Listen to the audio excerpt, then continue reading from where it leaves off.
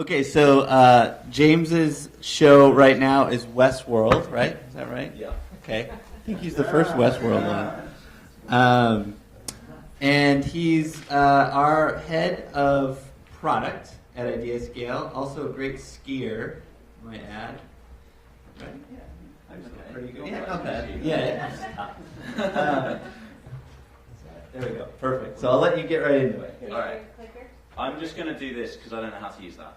You just speak into it. Yeah, but I've been doing this for 24 years, 26 years. It's British. Yeah. So I know you were promised drinks by now on the schedule, so I feel like that's a tough audience because I'm not going to be as good as a cocktail.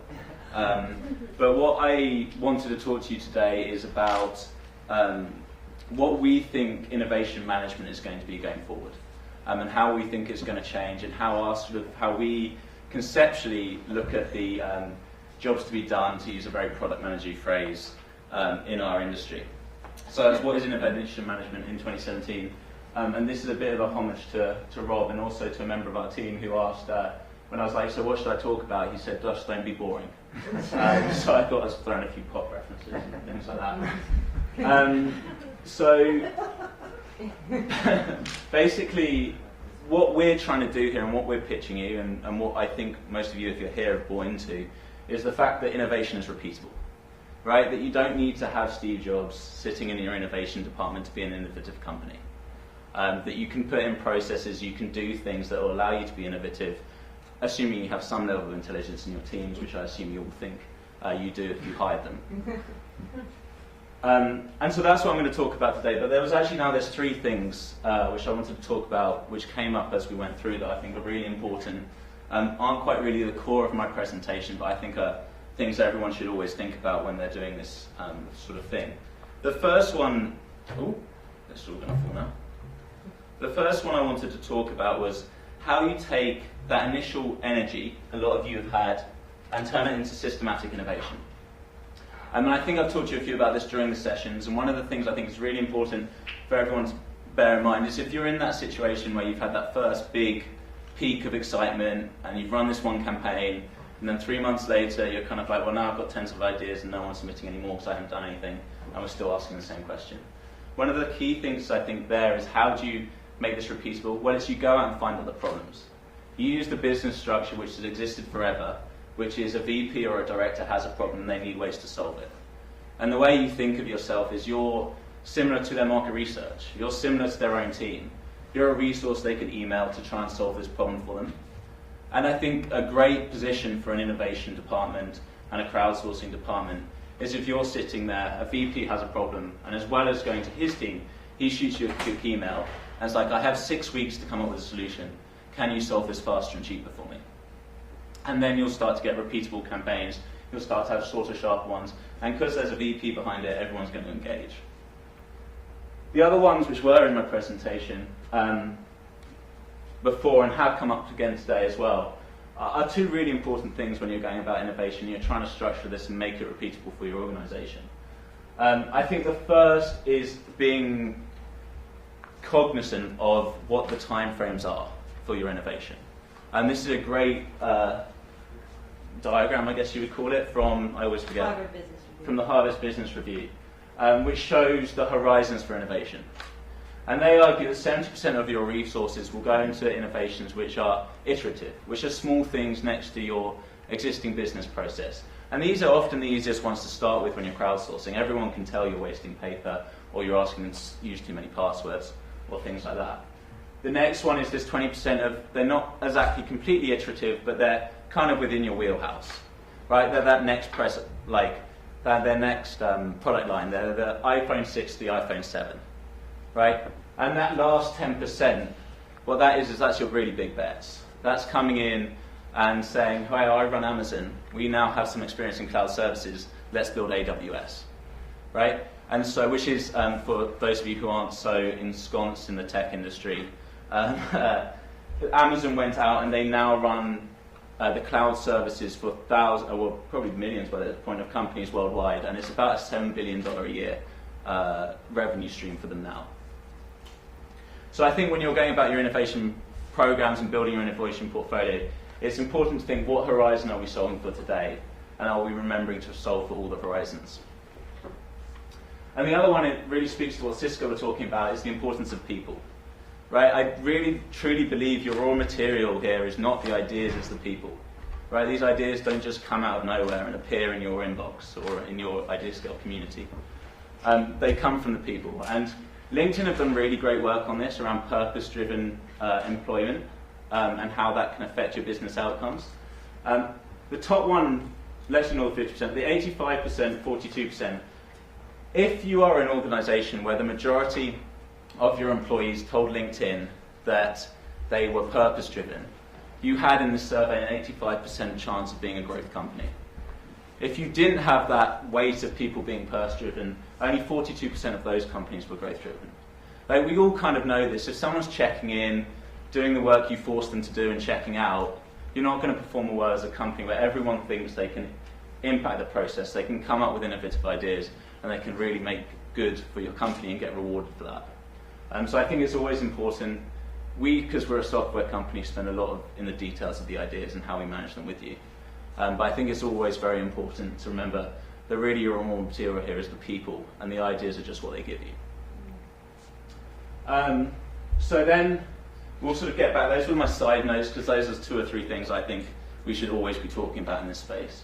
But back to my original question, what is the route to repeatable information? And what is software's role going to be in it? Because we're kind of betting there's going to be a role for software. We have to find new jobs if there's not. So I think this kind of came up a bit more circular, but if you start at the top, we have this sort of cycle of an innovation portfolio, how you build your innovation portfolio. Because an innovation is not just the ideas. We talk about an idea is what you get in, a proposal in it is an idea that's ready for business evaluation, and then an innovation is a proposal with actions ready to be taken and a way to implement it. So when you're building this innovation portfolio, how do we go about it? Well, we have to identify the opportunity. A lot of us miss that one out because it's implicit. Like if you're doing a general campaign and you're an ice cream company, no one's giving you car improvement ideas, right? And that's because they've implicitly for you identified the opportunity. But it is a distinct stage from ideation. Then we go through idea collection and inspiration. Inspiration is about the people, right? We're saying this is about the people, so much of the idea collection is about inspiring the people to give you the right ideas.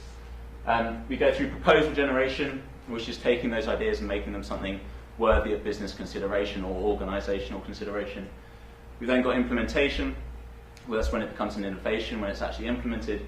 And finally we've got performance tracking, because you probably need to prove to someone that it's working. So where does this sit in terms of what the innovation management industry is going to be doing? And I think it fits into 2 bits. We're going to be expanding from our core competencies, which is traditionally, like most of the players in this market have come from crowdsourcing in terms of the software. It's not in terms of the consultants, but you guys have been a bit ahead of us. But and also there's room for specialization, because this is what I put up as our jobs to be done board when I was thinking about what our industry has to do, and it's massive. And with each one of these, we've got so an idea collection and inspiration, we have to reward people properly. And you can do that both to internal employees and also to external partners. So if we look at this set of jobs, it's massive. So there's going to be room for a ton of people to work on it. And if I hadn't started at 4:45, we were going to play a little game where these are all the speakers who've gone before me, and we were going to say who's good at what. But I think you probably want drinks more than a silly game. So I will just 2 examples I'm going to take. Well, one example, the second example will be us. When I think about specialization and the room for it, we've got there's a company here with us today, they're up there, who brought along Cisco, who have a good relationship with them, called Unoodle, who have specialized very, very well in the proposal generation and idea collection, somewhere in here, for external groups. They specialize completely in startups, which is incredibly valuable. And if you think about that and extrapolate it, you could do that for students. You could do that for so many groups. And then you can also specialize in it internally. And so I think their use case and the fact that it's so valuable to companies shows you that I'm taking one small bit and just doing the external bit, and there's a completely viable set of services to give there. Shows how much room there is in this industry for multiple actors, for us all to be doing cool things in cool ways. But where these innovation management softwares, these softwares which try and do a bit of everything and manage your whole flow come in, is most of us started here in idea collection and proposal generation. And what I see us doing over the next year and the years to come is continuing to, I don't know if you can kind of tell, but these get darker in the ones which have been highlighted before and expand. So what we're really trying to do, and when we think about our product roadmap, we think about two things. It's how can we do our core competency betters, and then what's the next, I can never think of the word, but the next job we can do better for our customers that's immediately next to our current core capacities. How do we slowly go about expanding out, both in terms of going further along and continuing to improve our core competencies? So if you want an overall idea of where we're trying to go when we decide what we're going to build next, that's probably the slide for it, even though it has no specifics. So what does that actually mean? What are we actually building? Because you're probably more interested in that than my theorizing. So here's a few things we've built recently. Some of you have just started on this, the new funnels and the new UI. That's it, showed it, right? Best has showed it, yes. If you're not on that, you've only got a week before we force everyone. So if you're not on that, talk to your account manager or your innovation architect. We've got something which has just about come out. We recently introduced App Mentions, which has been great. It's had a good take-up in a lot of our communities. And we're going to introduce a new thing where you can app mention groups. So if I want to app mention everyone who ever contributed this idea, it's got to the completion, and I want to tell them the story. Hey guys, this is in completion now, this is where it's implemented. I can do @all_idea, and they'll immediately all get an email with my comment. So it's going to be hugely powerful in terms of telling the story when you've completed and keeping everyone who cares about an idea involved. We've released a new UI for our pairwise thing, so that's a lot sexier now. It's a lot better. And also one of the ones I'm excited about is we're working on a redesign of our idea detail. So instead of being a set of tabs, it will be a chronological history. So that if you've previously done a refine and now you're doing a review, instead of having to flip tabs, you'll just have to scroll down and see where in the point in that history that refine was done, and then go and cast your review. It's like a small thing, but I think when you see it, you'll agree it makes it much more effective.